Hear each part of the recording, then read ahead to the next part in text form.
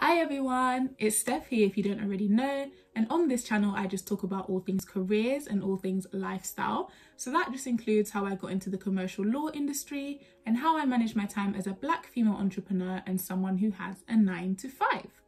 In today's video, I'm going to be talking to you about why multitasking is an absolute scam. Yes, I said it's a scam. We need to cut it.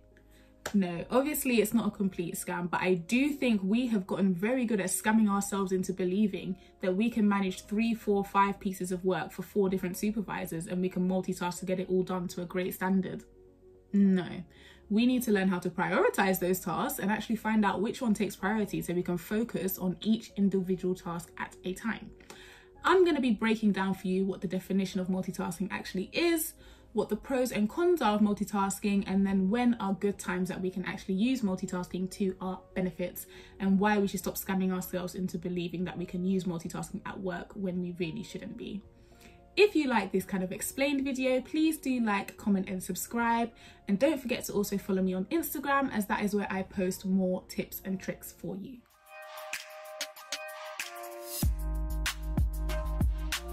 Okay, so if you know me, you know I absolutely love my whiteboard, and I've got it here with me today, so I'm going to be using this to break down the concept of multitasking so that it makes sense to you.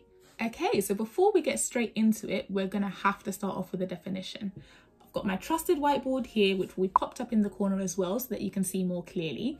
And for our definition of multitasking, we've got that it's when you're completing 2 or more tasks simultaneously, or you're switching between 2 or more tasks, or you're completing multiple tasks in rapid.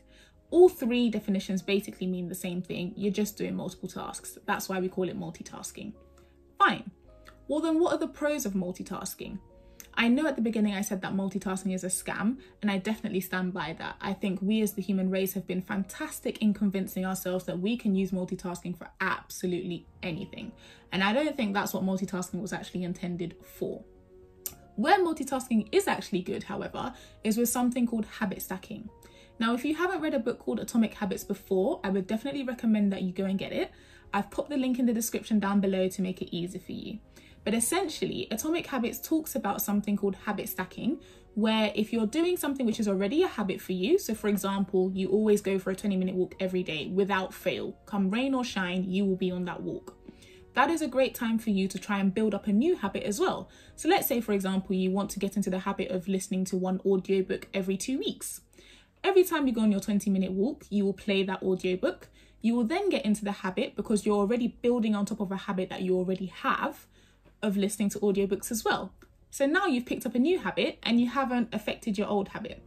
That's basically how habit stacking works. A great way to multitask.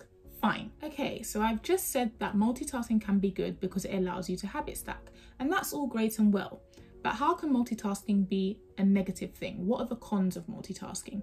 Well, this is where the concept of a switching cost comes in. And what a switching cost basically says is that your brain takes a certain amount of time to revert back to the original task that you were doing before you got distracted or before you decided to multitask. So how does that actually look in practice? Well, let's say you've been given a task at around 9:30 from your supervisor, and this task is going to take you about 2 hours to complete. You get to 10:30, you're well underway, and a flurry of emails come in requesting that you've got more tasks to do, which seem to be urgent because every email is urgent, right?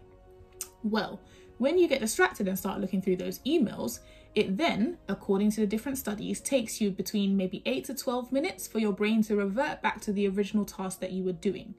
That might not sound like it's a very long time, but if every time you were completing a task, you then got distracted by all the emails coming in, and every time that added an extra 8 minutes to your working day, you wouldn't be very happy at the time that you had to finish work. That's all I'll say.